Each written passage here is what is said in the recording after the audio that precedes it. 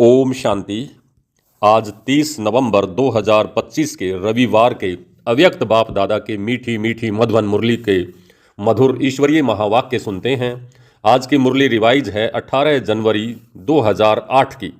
आज की मुरली का शीर्षक है सच्चे स्नेही बन, सब बोझ बाप को देकर मौज का अनुभव करो, मेहनत मुक्त बनो।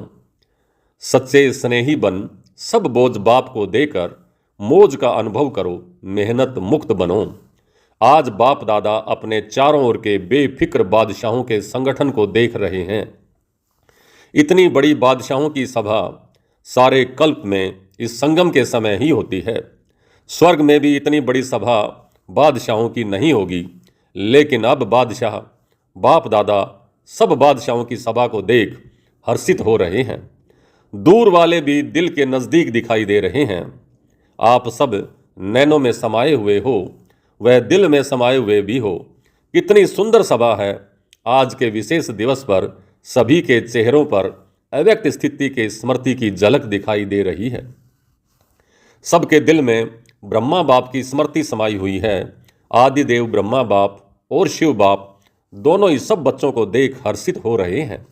आज तो सवेरे से 2 बजे से लेकर बाप दादा के गले में भिन्न भिन्न प्रकार की मालाएं पड़ी हुई थी। यह फूलों की मालाएं तो कॉमन है, हीरों की मालाएं भी कोई बड़ी बात नहीं है, लेकिन स्नेह के अमूल्य मोतियों की माला अति श्रेष्ठ है। हर एक बच्चे के दिल में आज के दिन स्नेह विशेष इमर्ज रहा। बाप दादा के पास 4 प्रकार के भिन्न भिन्न मालाएं इमर्ज थी। पहला नंबर श्रेष्ठ बच्चों की, जो बाप समान बनने के श्रेष्ठ पुरुषार्थी बच्चे हैं। ऐसे बच्चे माला के रूप में बाप के गले में पिरोए हुए थे। पहली माला सबसे श्रेष्ठ थी। दूसरी माला दिल के स्नेह समीप समान बनने के पुरुषार्थी बच्चों की माला, वह श्रेष्ठ पुरुषार्थी और यह पुरुषार्थी थे। तीसरी माला थी जो बड़ी थी, वह भी स्नेही थी, बाप की सेवा में साथी भी, लेकिन कभी तीव्र पुरुषार्थी और कभी कभी तूफानों का सामना ज़्यादा करने वाले, लेकिन चाहने वाले संपन्न बनने की चाहना की अच्छी रहती है। चौथी माला थी उलझने वालों की। भिन्न भिन्न प्रकार के बच्चों के अव्यक्त फरिश्ते फेस के रूप में मालाएं थी। बाप दादा भी भिन्न भिन्न मालाओं को देख खुश भी हो रहे थे और स्नेह और सकाश भी साथ साथ दे रहे थे। अभी आप सब अपने आप को सोचो कि मैं कौन, लेकिन चारों ओर के बच्चों में विशेष संकल्प वर्तमान समय दिल में इमर्ज है कि अब कुछ करना ही है। यह उमंग उत्साह मेजोरिटी में संकल्प में है, स्वरूप में नंबरवार है, लेकिन संकल्प में है। बाप दादा सभी बच्चों को आज के स्नेह के दिन, स्मृति के दिन, समर्थी के दिन की विशेष दिल की दुआएं और दिल की बधाइयाँ दे रहे हैं। आज का विशेष दिन स्नेह का होने के कारण मेजोरिटी स्नेह में खोए हुए हैं।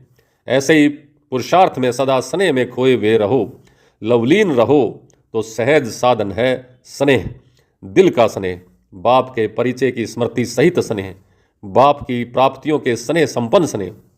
स्नेह बहुत सहज साधन है, क्योंकि स्नेही आत्मा मेहनत से बच जाती है। स्नेह में लीन होने के कारण, स्नेह में खोए हुए होने के कारण किसी भी प्रकार की मेहनत मनोरंजन के रूप में अनुभव होगी। स्नेही स्वतः ही देश के भान से न्यारे, देह के संबंध का ध्यान, देह की दुनिया के ध्यान से ऊपर स्नेह में स्वतः ही लीन रहते। दिल का स्नेह बाप के समीप का, साथ का, समानता का अनुभव कराता है। स्नेही सदा अपने को बाप की दुआओं के पात्र समझते हैं। स्नेह असंभव को भी सहज संभव कर देता है। सदा अपने मस्तक पर, माथे पर बाप के सहयोग का, स्नेह का हाथ अनुभव करते हैं। निश्चय बुद्धि निश्चिंत रहते हैं। आप सभी आदि स्थापना के बच्चों को आदि के समय का अनुभव है। अभी भी सेवा के आदि निमित्त बच्चों को अनुभव है कि आदि में सभी बच्चों को बाप मिला। उस स्मृति से स्नेह का नशा कितना था। नॉलेज तो पीछे मिली, लेकिन पहला पहला नशा स्नेह में खोए हुए हैं। बाप स्नेह का सागर है, तो मेजोरिटी बच्चे आदि से स्नेह के सागर में खोए हुए हैं। पुरुषार्थ की रफ्तार में बहुत अच्छे स्पीड से चल रहे हैं, लेकिन कोई बच्चे स्नेह के सागर में खो जाते हैं, कोई सिर्फ डुबकी लगा करके बाहर आ जाते हैं। इसलिए जितना खोए हुए बच्चों को मेहनत कम लगती है, उतनी उन्हों को नहीं। कभी मेहनत कभी मोहब्बत दोनों में रहते हैं, लेकिन जो स्नेह में लवलीन रहते हैं वो सदा अपने को छत्र छाया के अंदर रहने का अनुभव करते हैं। दिल के स्नेही बच्चे मेहनत को मोहब्बत में बदल लेते हैं। उन्हों के आगे पहाड़ जैसी समस्या भी पहाड़ नहीं लेकिन रुई समान अनुभव होती है, पत्थर भी पानी समान अनुभव होता है। तो जैसे आज विशेष स्नेह के वायुमंडल में रहे तो अनुभव किया, मेहनत है या मनोरंजन हुआ, आज तो स्नेह का सबको अनुभव हुआ ना। स्नेह में खोए हुए थे ना सभी। आज मेहनत का अनुभव हुआ क्या? किसी भी बात की मेहनत का अनुभव हुआ नहीं। क्या क्यों कैसे का संकल्प आया क्या? स्नेह सब बुला देता है। तो बाप दादा कहते हैं कि बाप के इस स्नेह को भूलो नहीं। स्नेह का सागर मिला है, खूब लहराओ जब भी कोई मेहनत का अनुभव हो, क्योंकि माया बीच बीच में पेपर तो लेती है, लेकिन उस समय स्नेह के अनुभव को याद करो तो मेहनत मोहब्बत में बदल जाएगी। अनुभव करके देखो क्या है, गलती क्या हो जाती है, उस समय क्या क्यों कैसे इसमें बहुत चले जाते हो। जो आया है वह जाता भी है, लेकिन जाएगा कैसे? स्नेह को याद करने से मेहनत चली जाएगी, क्योंकि सभी को भिन्न भिन्न समय पर बाप दादा दोनों के स्नेह का अनुभव तो है ना अनुभव। कभी तो किया है, चलो सदा नहीं, कभी तो किया है ना। उस समय को याद करो, बाप का स्नेह क्या है, बाप के स्नेह से क्या क्या अनुभव किया, तो स्नेह की स्मृति से मेहनत बदल जाएगी। क्योंकि बाप दादा को किसी भी बच्चे की मेहनत की स्थिति अच्छी नहीं लगती। मेरे बच्चे और मेहनत, तो मेहनत मुक्त कब बनेंगे? यह संगम युग ही है जिससे मेहनत मुक्त मौज ही मौज में रह सकते हो। मौज नहीं है तो कोई ना कोई बोझ है, बुद्धि में बोझ है।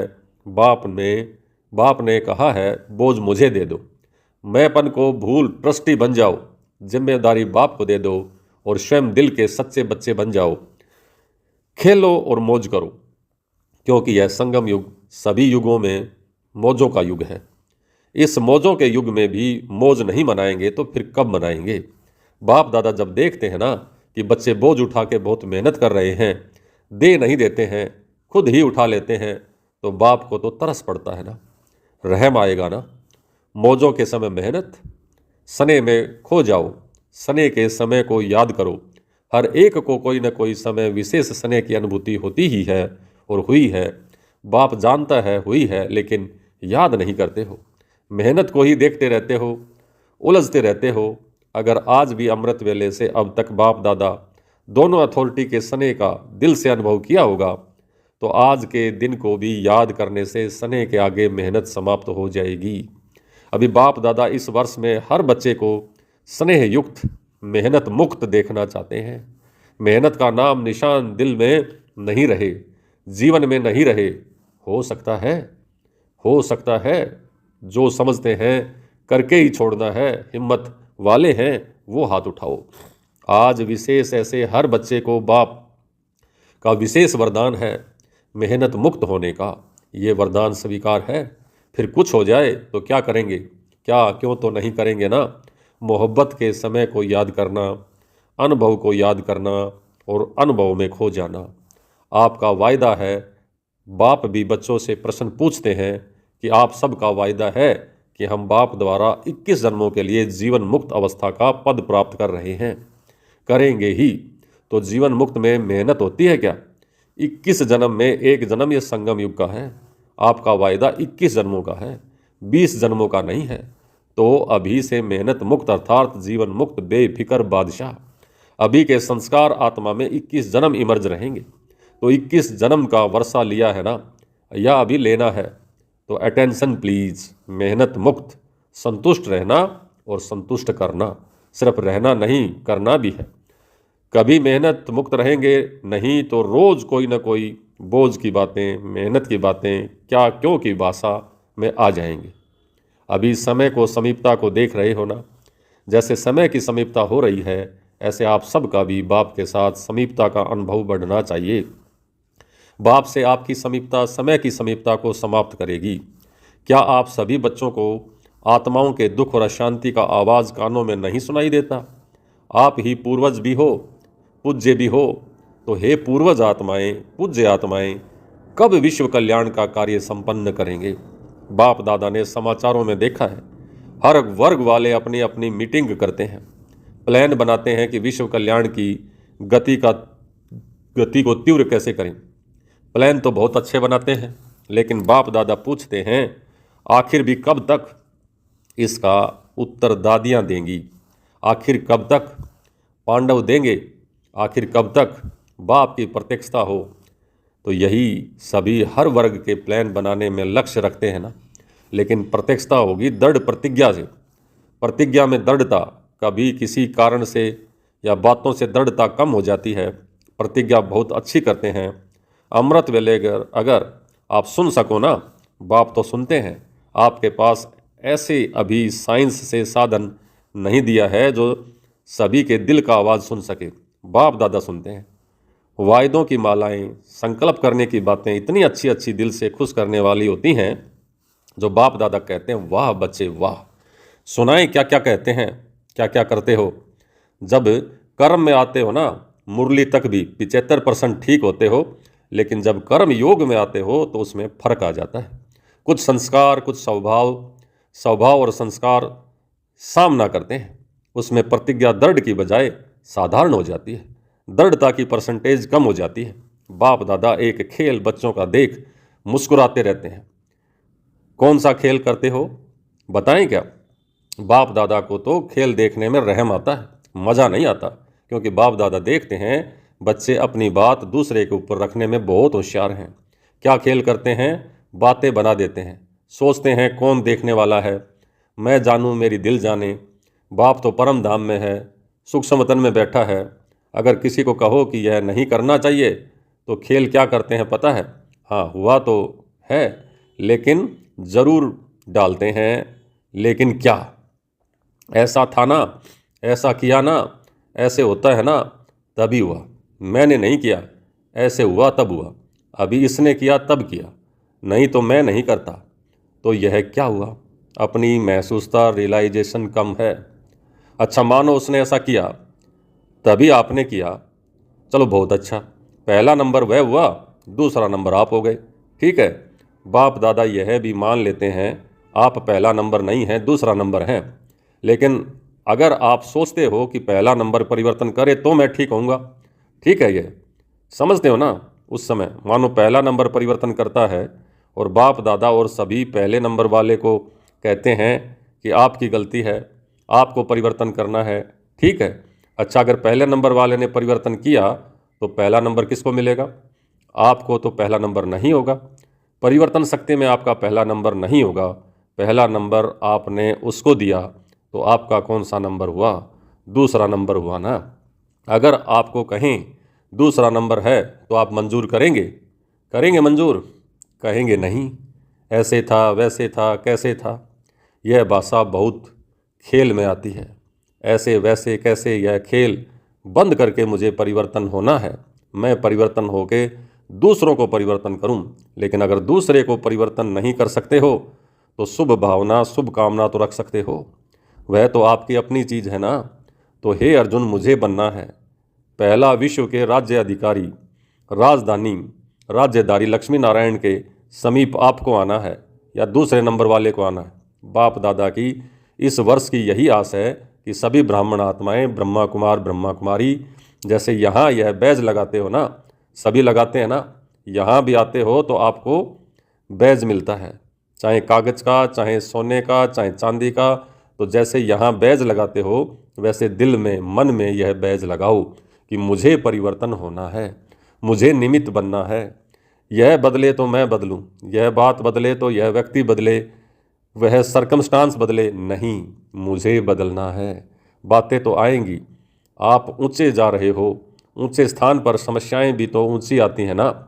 लेकिन जैसे आज नंबरवार यथाशक्ति सने के स्मृति का वायुमंडल था, ऐसे अपने मन में सदा सने में लवलीन रहने का वायुमंडल सदा इमर्ज रखो। बाप दादा के पास समाचार बहुत अच्छे अच्छे आते हैं, संकल्प तब तक बहुत अच्छे हैं, स्वरूप में आने में यथाशक्ति हो जाते हैं। अभी 2 मिनट के लिए सभी परमात्म सने संगम युग के आत्मिक मौज की स्थिति में स्थित हो जाओ। बाबा ने अभ्यास कराया।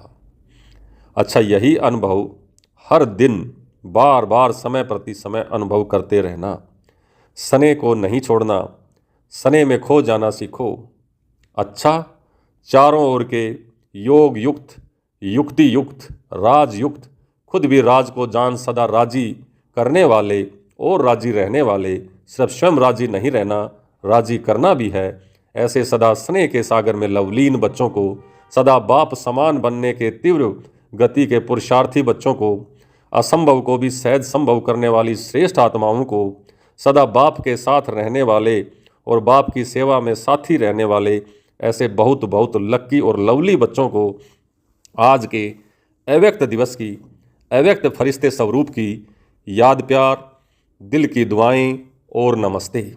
हम बच्चों की भी बाप दादा को बहुत बहुत याद, प्यार, गुड मॉर्निंग और नमस्ते।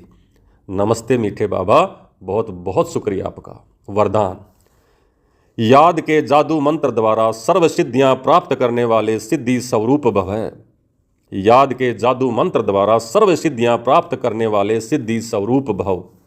बाप की याद ही जादू का मंत्र है। इस जादू के मंत्र द्वारा जो सिद्धि चाहो वह प्राप्त कर सकते हो।